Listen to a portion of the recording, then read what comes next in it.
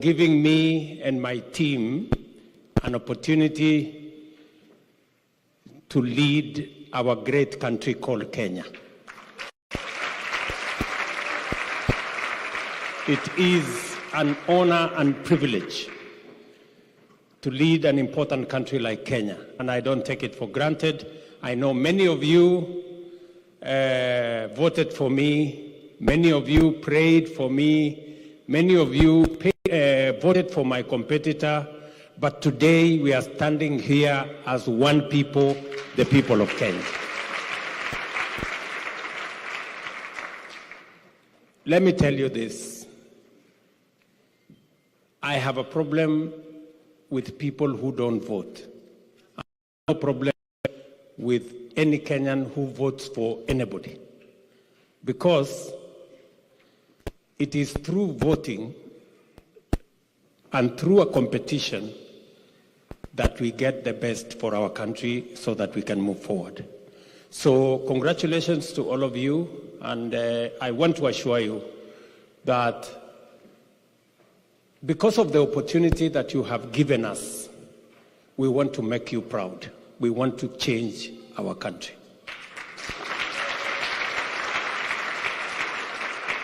The one thing I will tell you is that it's not going to be business as usual. It's going to be different. Are we together? Yes. Because you know, for a very long time in Kenya, Kenya has been said to be a country of great potential, which it is. But we have failed to unlock that potential, not because the citizens don't want, but because the leaders have not done their part. Many a times, listen, many times we know what is right, but sometimes it's not politically convenient to do it. So we escape doing what is right and going for what is politically right. I want to tell you, I am going to do what is right. As to whether it is convenient politically, as to whether it is popular, that is secondary to me. We must do the right thing so that we can take our country to its rightful place. All of us here, we agree that Kenya is a great place.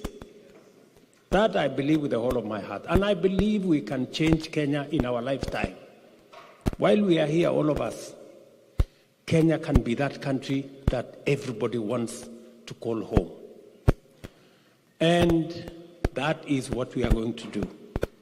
So to you who are here today, I am very proud to be in your midst. I am very proud to be a Kenyan, and I believe together we can change this country.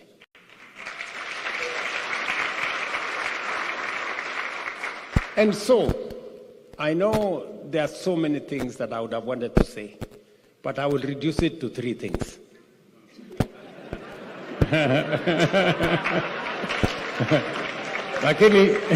Lakini sio ile mambo matatu. Yeah? Sio ile mambo matatu. Number 1, my mission is to achieve 3 things, simply. Number 1 is to unite our country, to unite Kenya. You know, we went to the polls, we had a competition, we were told there is something called deep state, we were told there is something called system, but the people of Kenya decided.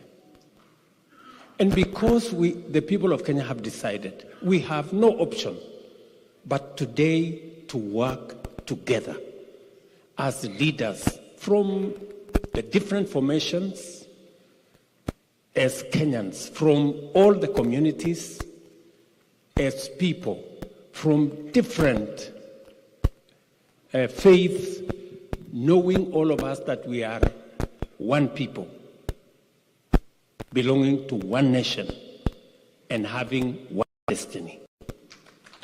That we must do. And it is the reason why you find us here in this meeting, not as Kenya Kwanza or Azimio. We are here as Kenyans. And we have come to represent our country. Today, we work together. We work together as leaders. We Kenyan, to make sure that we have a country that we are proud of. And I'm going to do three things that is in our manifesto. Number one, we're going to make sure that we invest appropriately and correctly in agriculture. When I came into office, I said we are not going to subsidize consumption. We are going to invest in production. The price of unga a year and a half ago was 220.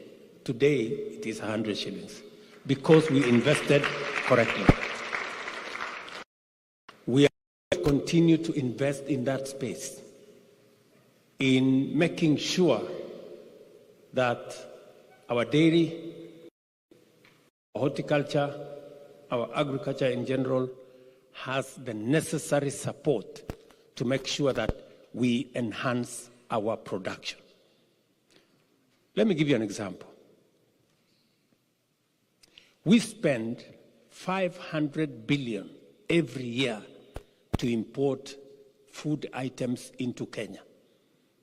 We import maize, wheat, edible oil, rice, and all manner of things. And I have made the decision that we are going to invest in production. By next year, we will not be importing a grain of maize. We will move on to rice. We will move on to wheat. And in 5 years, the $1 billion we use to import edible oil, I want to make sure that sunflower, soya, canola, palm oil are all grown in Kenya, and we don't have to import again. Already, last year, we've started the journey on soya and sunflower. We are on course on canola. We've already gotten the seeds. And it is going to help us as a country reduce the foreign exchange that we use to import food when we can actually produce that food in Kenya. Tunaelewana? Number two is education.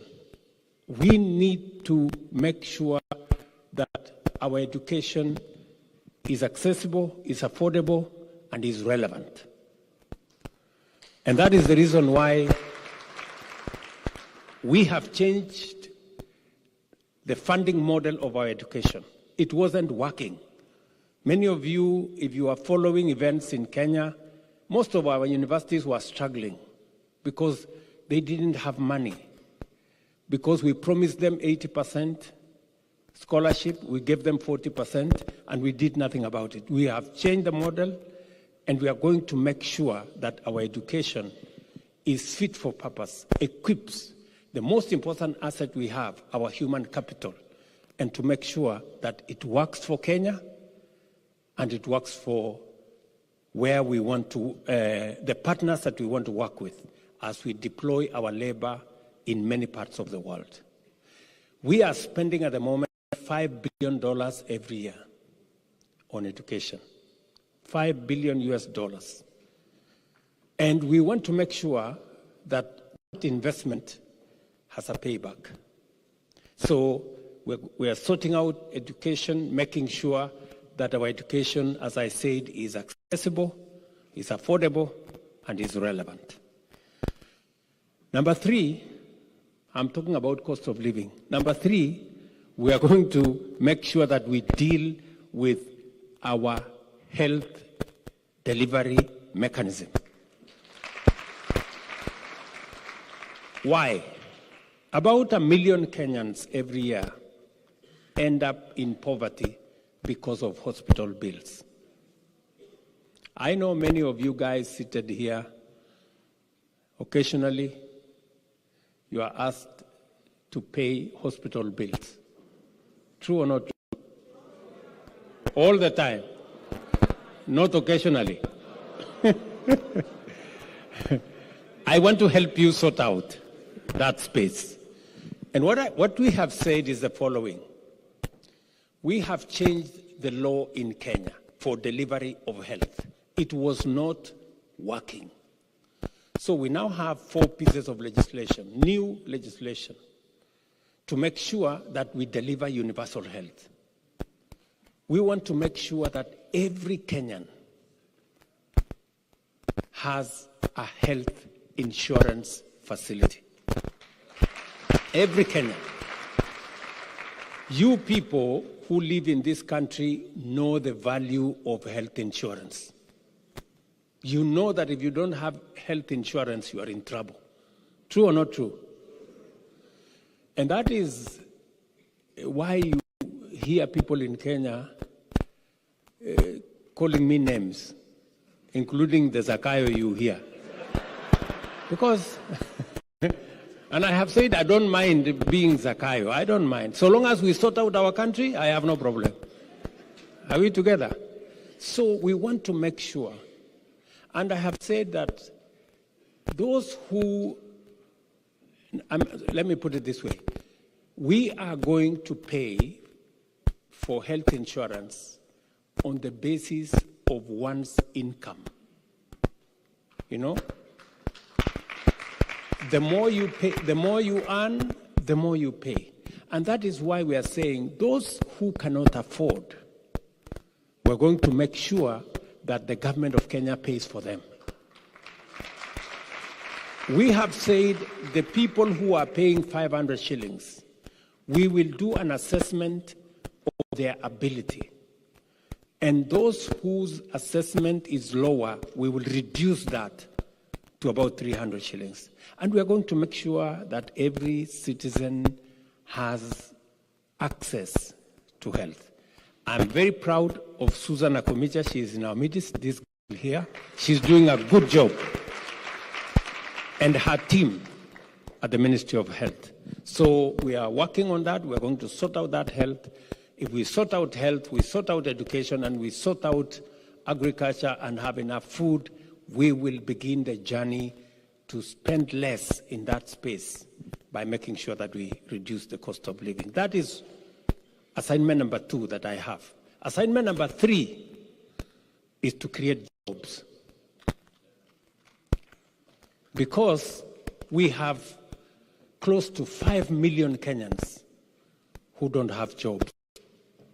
Our own children, Kenyans out of school, Kenyans out of college, Kenyans out of university, and they don't have jobs. And you see, for a long time, we always said we are going to grow the economy, and then the economy is going to create jobs.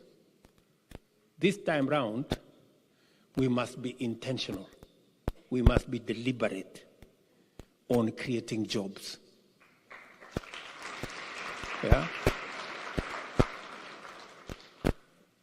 Some of you here may have run away from Kenya because there was no job, because you didn't have a job.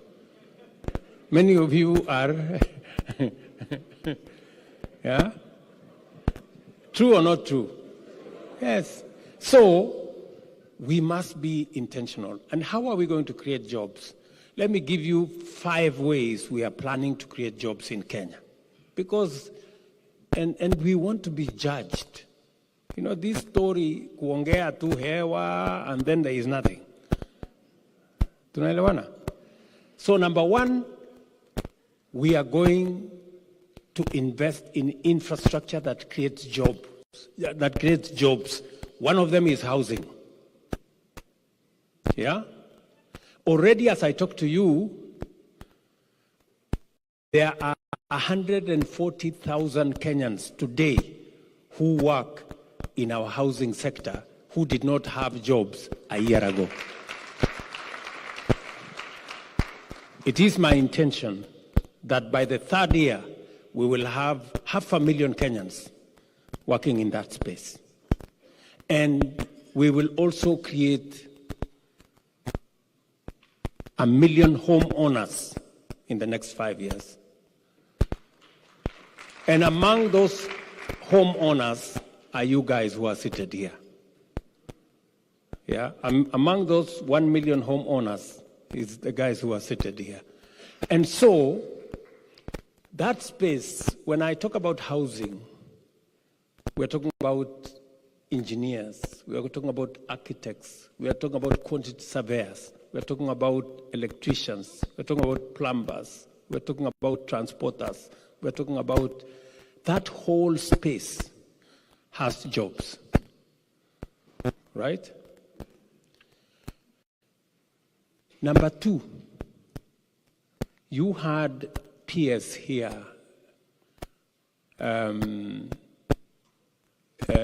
Tanui talk about the digital space. That digital space has another almost 1 million jobs.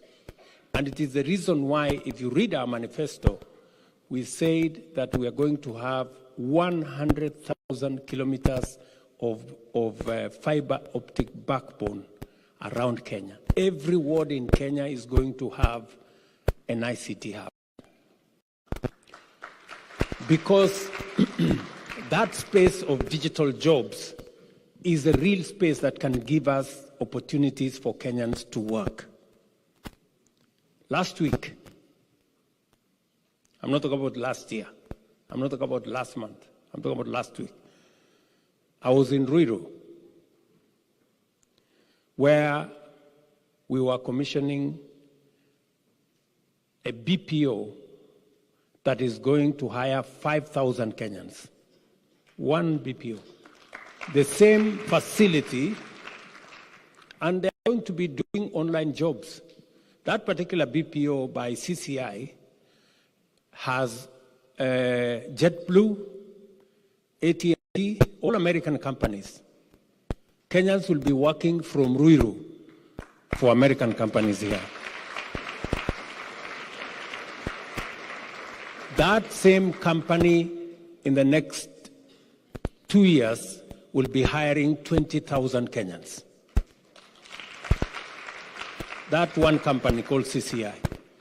And we have many of them who we are working with so that we can create those spaces, not just in Nairobi, not just in Ruiru, but all the other towns in Kenya. Because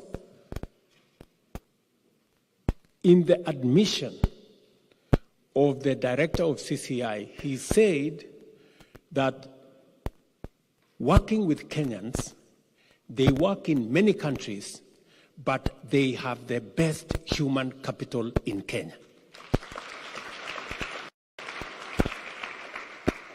So while others have gold and what, we have the best jewel that anyone can have, our human capital. And we must leverage on it to drive our economy. Number three,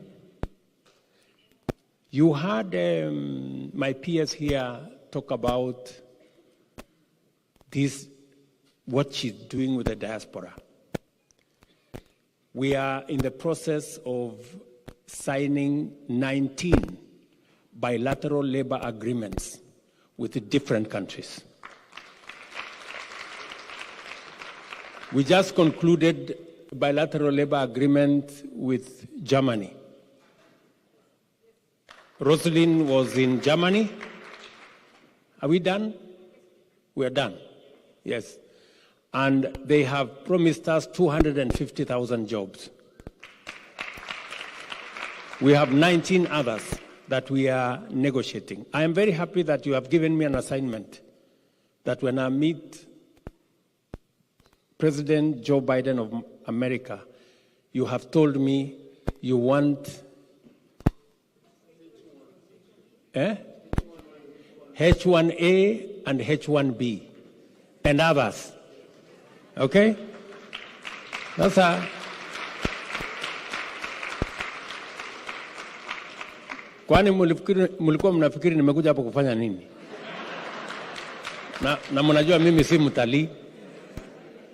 Si mmenipatia assignment. Sasa hiyo ndio kazi nimekujia. Are we together? And we want to work together so that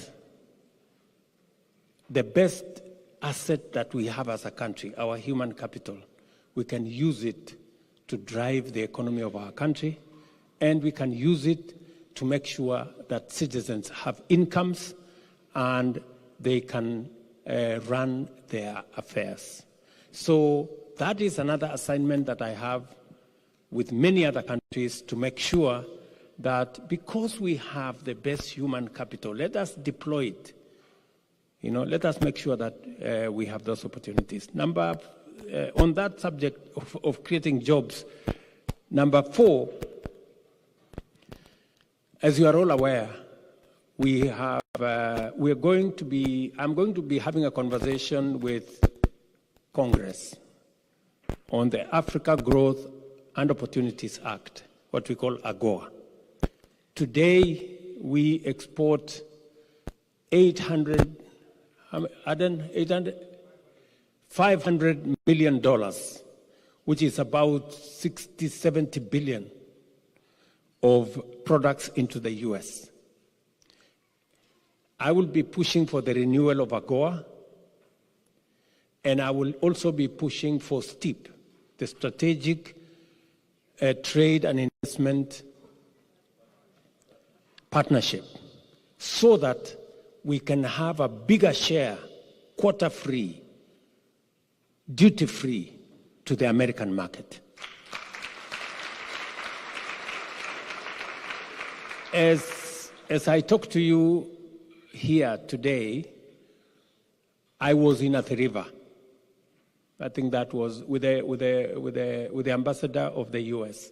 We were in Athi River because there are 5 other companies that are coming to Kenya with 25,000 jobs in the space of apparels. And these good governors will tell you, we now have, and I was with the governor of Machakos, she's here. Yes, Wavinya is here. We were in that space about a month ago. And we now have 6 new special economic zones. We've just gazetted 6 new special economic zones, so that it is not the EPZ in Athi River alone. We will now have an EPZ in Busia, in Eldoret, in Nakuru, in Kirinyaga, in Mombasa, and we are exploring, CS Miano is working with other governors so that we can have enough special economic zones for us to enhance our exports. Those spaces will be for us to create more jobs. So, I'm asking you, good people, because I can talk to you for long, but I'm asking you as you hustle here in a great country, remember that you have a home to build, and let us work together in making sure that we build that home.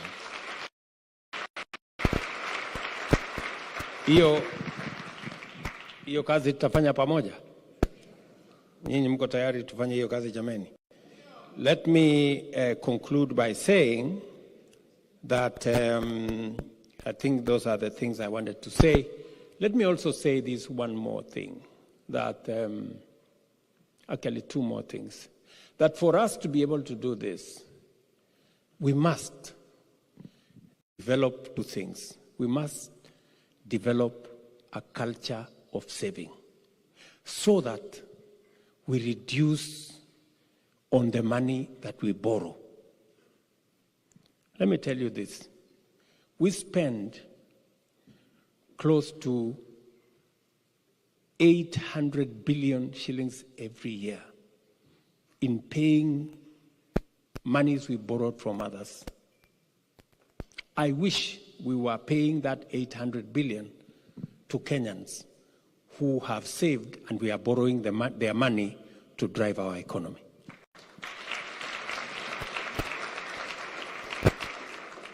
I promised you that we are going to change the way we are saving. You know? For a very long time, we were saving 200 shillings. A long time, since independence, until late last year, 200 shillings per month. Nyinyi mnajua shilingi 200. What can 200 shillings do? 200 shillings. Ati hata mimi rais, mina save 200 shillings. Siyo ni ujinga. Ama ni nini hiyo? So I said we are going to change this. Today, you know, we had a big quarrel with many people, including Atwoli and others and who. But I told them, look, we must, let me put it this way.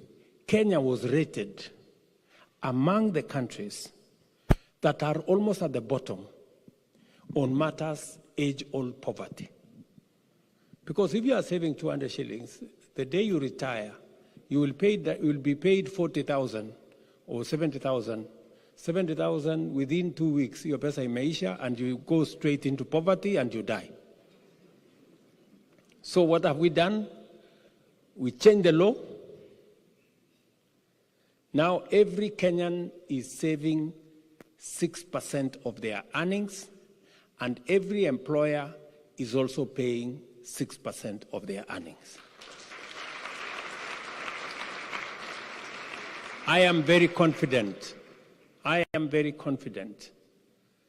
that in the next 15 years, all the money we are borrowing, we will not be borrowing money from China and this other place and that other place. We will be borrowing money from our own savings. Nyinyi mnanielewa? Imagine for 60 years, we have only saved 320 billion. 60 years, kwa sababu ya kusave 100, sijui 200, sijui ngapi. But the good news, in the next 4 years, maybe less, maybe 3 years and some months, we will have doubled the money we have saved for 60 years. We will double it in 3 years. We have increased, mnataka mnisikize vizuri. We have increased our savings every month from 1.3 billion to 7.5 billion.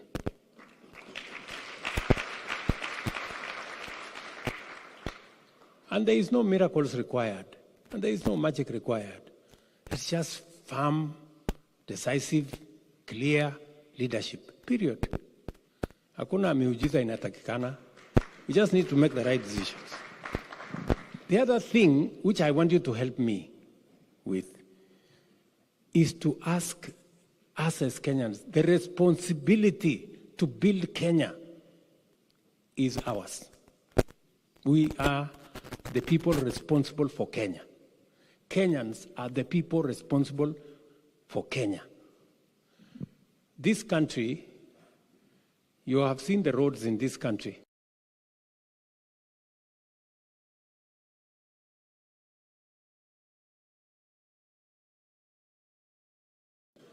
Si wao ndio sasa nyinyi mnafikiri ati Kenya itajengwa na wa Chinese ama itajengwa na wa Marekani? Sisi ndio tutajenga. So tafadhali, you people who have a payslip here, payslip yenu iko na mlolongo ya taxes ama hakuna? Na ni fupi ama ni mrefu? Alafu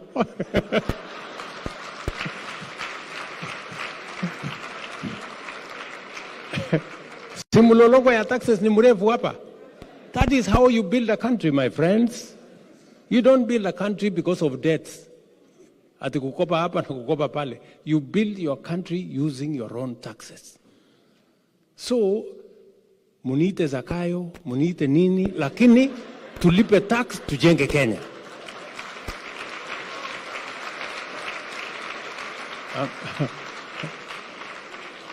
Ama mnasemaje? Tuko pamoja? So tafadhali mwambieni wale ndugu zetu wako nyumbani, mwambie hapa mnalipa tax. Na mnalipa tax kwa nchi ambayo si yenu. Ama? Yes. So tufanye hivyo so that I want to say it is the most patriotic thing to do. It is the biggest defense you have for your independence is to pay tax and build your country. The assurance I have given the people of Kenya is that their money must be safe. Their money must be used for what it is intended to do. It is even the reason why 2 weeks ago I operationalized the Public Benefits Organizations Act so that we can get more people even from the civil society wakuja wa supervise wakora so that kama kuna wakora huko ndani watangazwe, tuwapeleke kotini na tuwafunge so that Kenya iweze kusonga mbele. That's what I'm saying. Mumenielewa? Hivyo ndio mimi nataka tusaidiane tuchenge Kenya jameni. Tutasaidiana hivyo? Yes, that's how we are going to have a country. That's how we are going to build Kenya. And that is my mission in this great country. I just promise you, mimi nataka niwaahidi tu kitu kimoja. I will make you guys proud. Hiyo ndafanya bidii.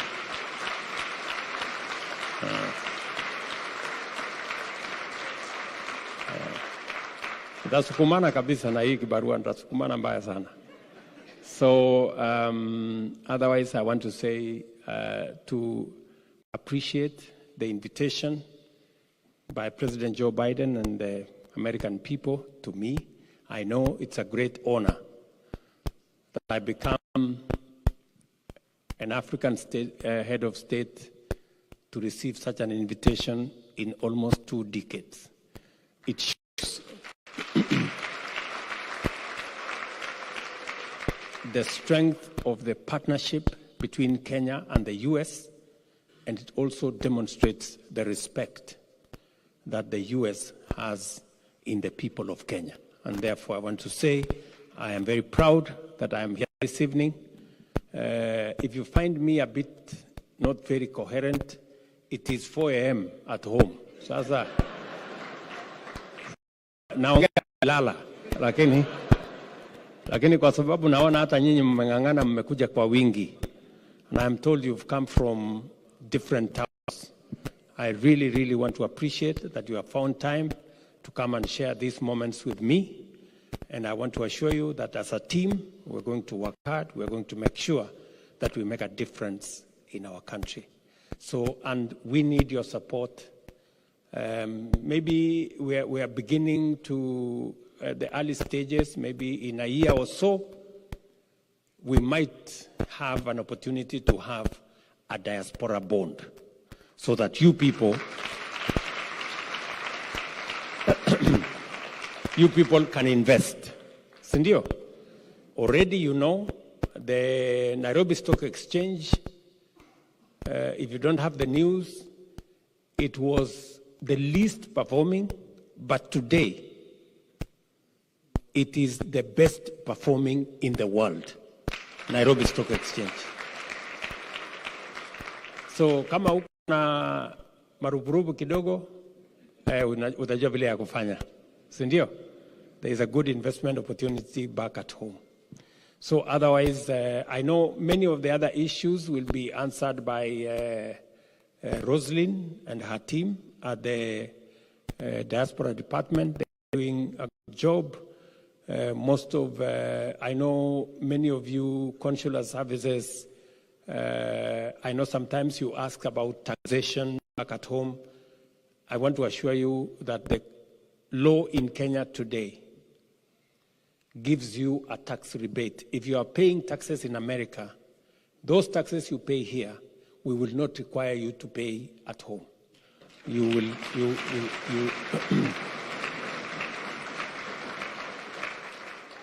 Because we do not want to tax a Kenyan twice. If you have paid here, you cannot pay there. That is how we have changed the law. But we want you to come home so that you can come and pay taxes at home so that you can. So otherwise, I am truly grateful for the moments that we have shared today. I can answer one or two questions because I know there is a meal before us, and I'm hungry and sleepy. So you can see that combination is not very good. So, but I can take maybe one gentleman and one lady some questions. Yes, there is a gentleman there in a maroon shirt and a nice tie. You can say something. And then the lady, you are not the lady, there is a lady there, yes. Stand up, lady there. You can stand up, madam, yeah. Haya, uliza maswali, boss. Mr. President, I'm honored to be in your presence. My name is Tom Mongosi. I am from New York. But I am a very, how can I say, I'm a diaspora farmer. In that, I mean, I do a lot of acreages in Narok for wheat.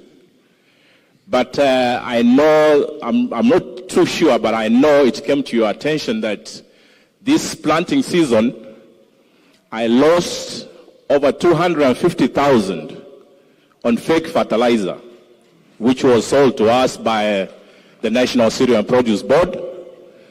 So from your office and from the ministry that is standing in for agriculture, as farmers, we are suffering on this end of getting things that really, I'm not sure if the government knows or the government has party to it or what it is that you need to tell us as farmers, because I'm trying to fight for my refund. Thank you very much. The almost 100 bags I got for fake fertilizer. I will answer you right away. Number one, we asked every farmer who bought fertilizer that was finally identified not to be good to register, and 7,000 farmers registered.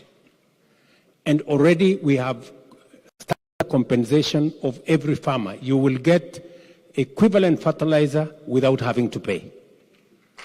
Every farmer. That is number one. That is number one. And number two, we have taken the managing director of Cereals Board and the whole his team. They are now waiting for prosecution. We have already sent them out of office, and we are going to deal with them firmly and conclusively. Are we together? So we will not only refund you, we will not only give you, replace your fertilizer, but we are also going to deal with the crooks.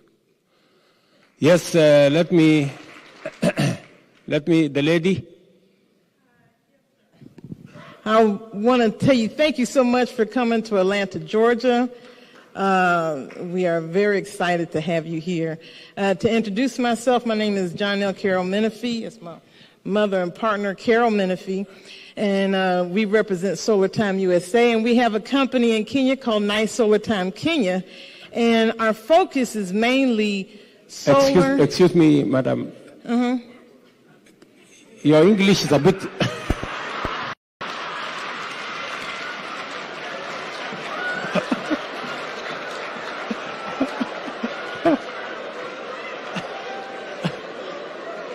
can you try Kiswahili? Maybe.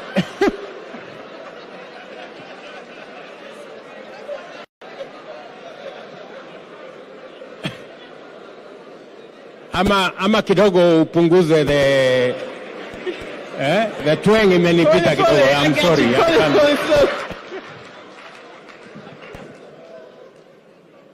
Very interested in rural development when it relates to farmers, when it relates to underdeveloped communities. Is that slow enough? Just want to understand your administration's program for last mile connectivity and making sure that as Kenya develops, it doesn't leave the rural community behind. Are you talking about electricity? That too. What was? What?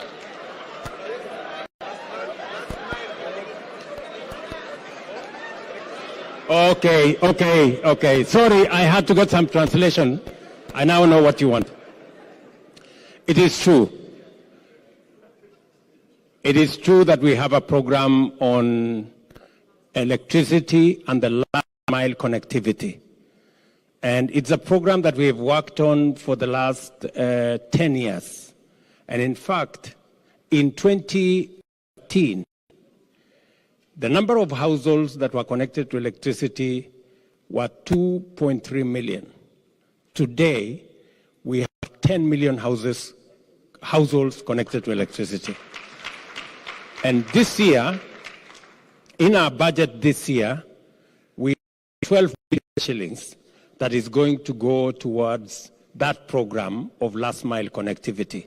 I agree with you that it's a very important program, and it gives us an opportunity to connect more homes, especially now that we are moving into a digital space. We are digitizing government services, and therefore it is necessary for citizens to have means of charging gadgets that they can use to access government services. So we have a plan, as I have told you, that's already funded in our budget. So, and forgive me if I didn't understand hapo Kiingereza yako ndio imenichanganya kidogo, lakini ni sawa. There is another lady there. Let me listen to the lady in blue and a nice hairstyle.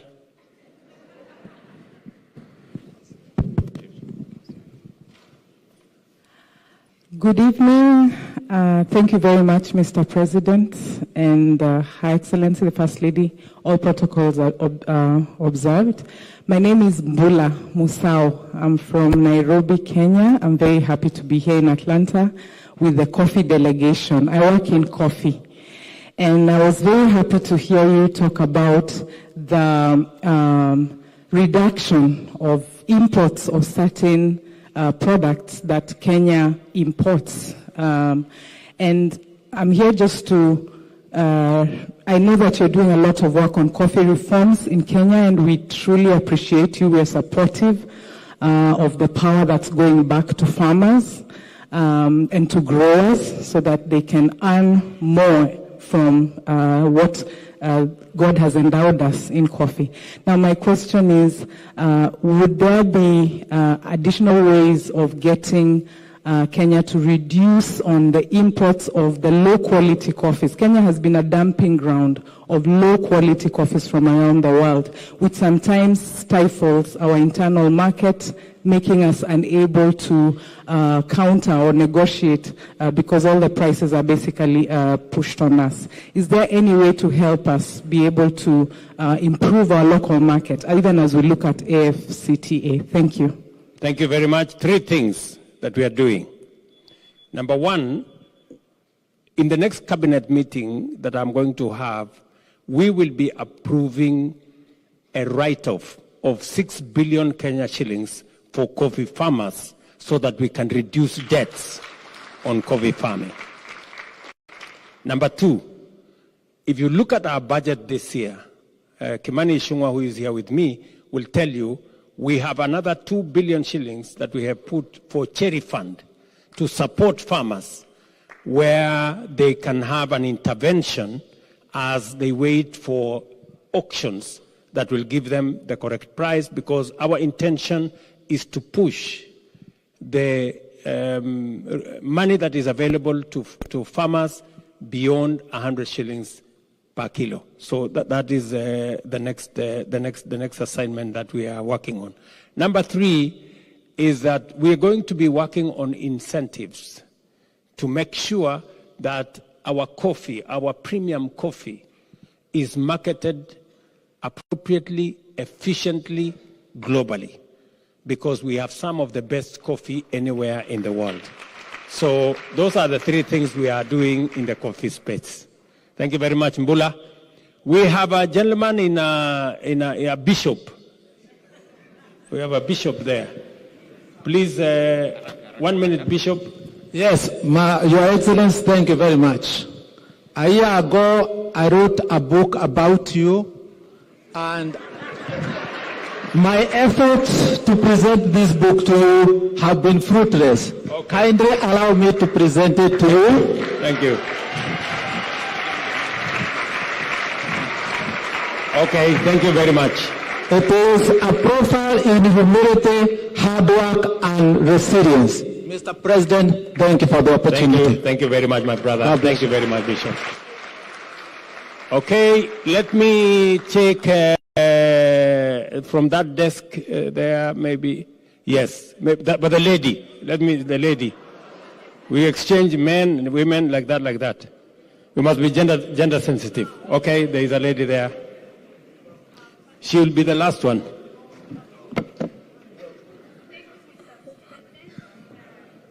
Yes. First of all, I want to say thank you so much. We see your work. We see you traveling, and I'm so proud of you. My name is Irene Masai. I'm from Eldoret. I just want to touch on 2 things. I feel there has been a higher rate of women that have been killed. We see it on social media. Is there something that you are putting forward to kind of prevent like gender-based violence?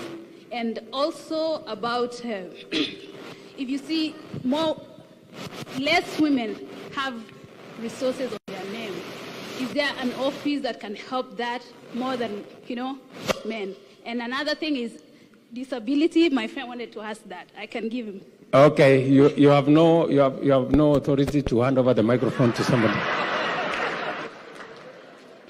Let me answer Madam Masai there.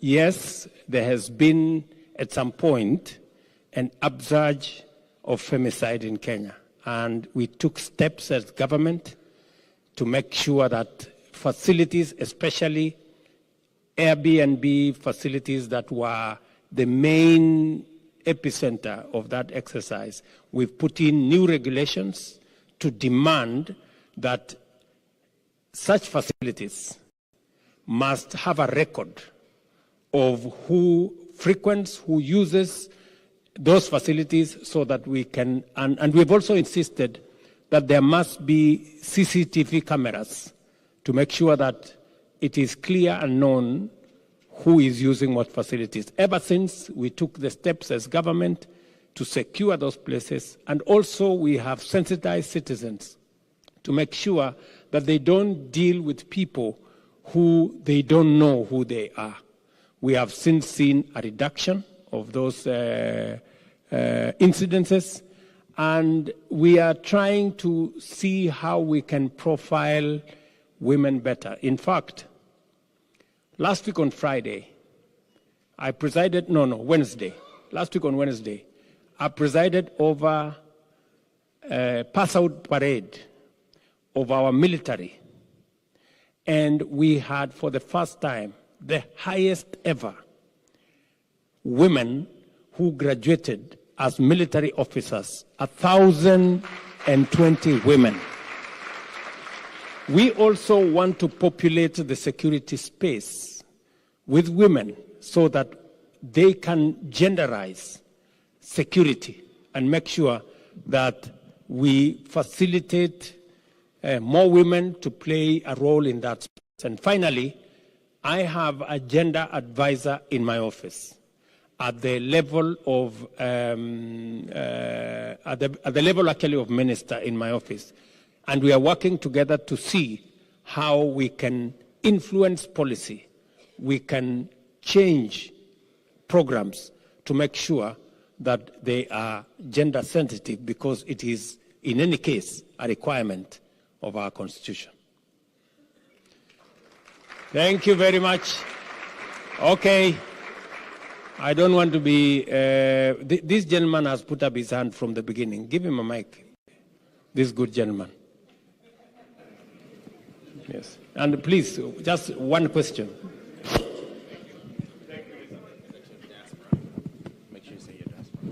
Thank you so much, Mr. President. I'm a diasporan who's been here for 4.5 years, straight from Kenya, having gone through the education system in Kenya. I'm proud owner of a edtech company employing over 10 people in Kenya, who has graduated over 70 Kenyan students, thanks to the support of the ambassador office and the educational attaché and everyone. Now, my question is, I'm doing coding for kids, and I'm proposing that, if possible, AI be part of the system. But again, I have an investor who decided to donate computers to take to the county. And so the problem is, I'm told that even at the extent of trying to support my people back home, I have to pay taxes for the computers that have been donated to us. So the question is, I know you talk about paying taxes, right?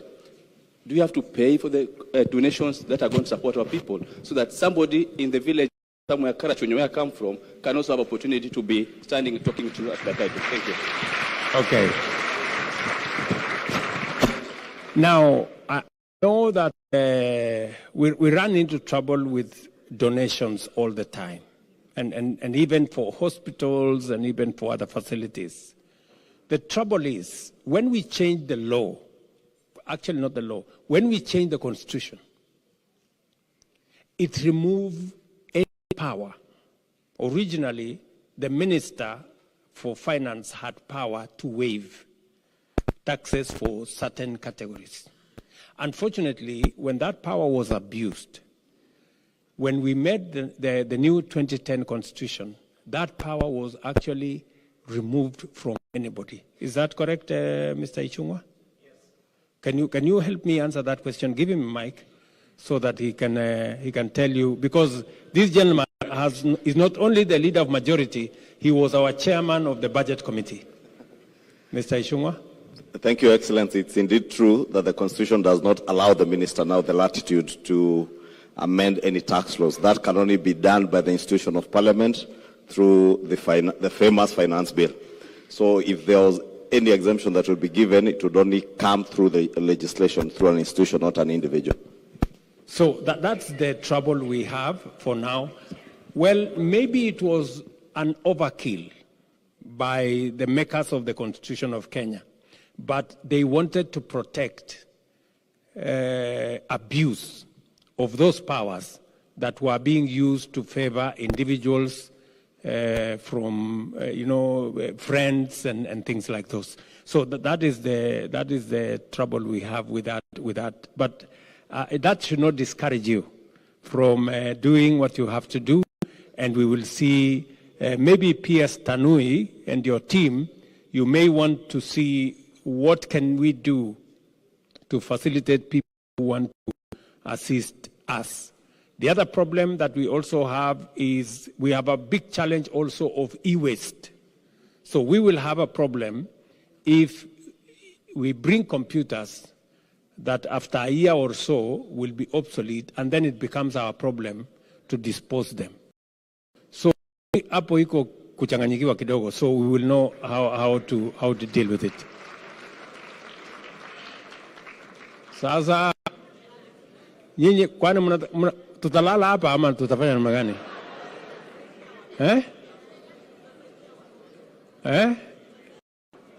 Tulale hapa? So who will huyu mrembo amesimama hapa na kofia. Amesimama for long. And then who else is going? Let me take two. The gentleman behind there, And that other man behind there, Finito. Yes, madam. Okay. Iko watu bahali yake ya bandera pande hiyo. Aya. Madam.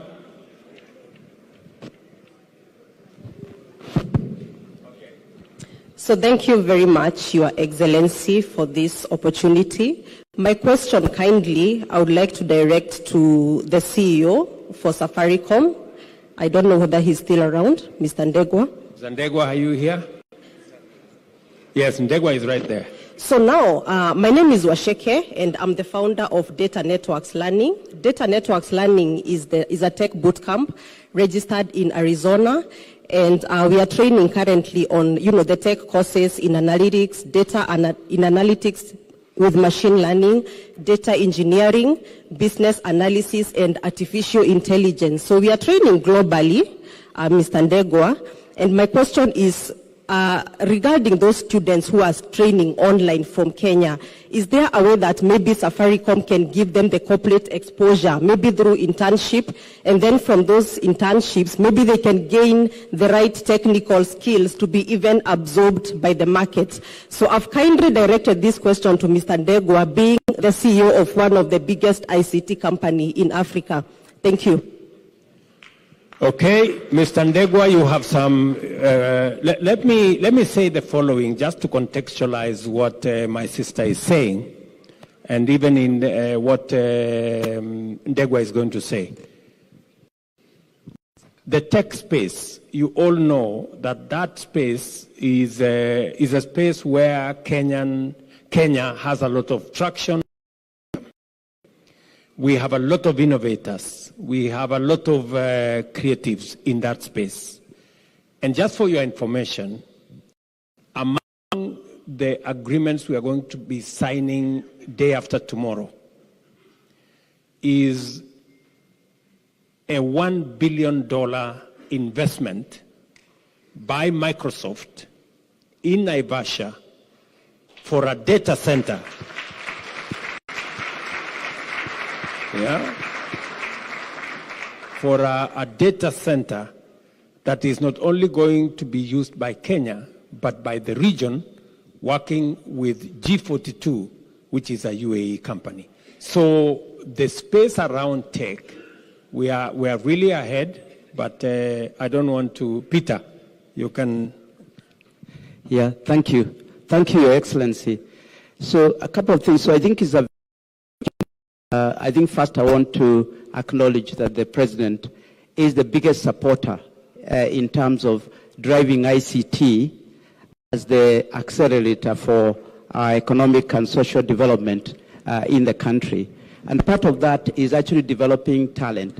So very happy we have partnered with about 15 companies to get internships, training, or in the areas you are talking about. Happy to and also for any diaspora who is in this area, we are very, very happy to support the actual skill building in this area as part of our own social and economic support of a very, very important part. In any case, they will benefit our organizations and our country. Thank you very much. I am informed that we have run out of time. So I want to say to all of you, you guys are very good. Asante sana. God bless you. And I love you guys very much. God bless.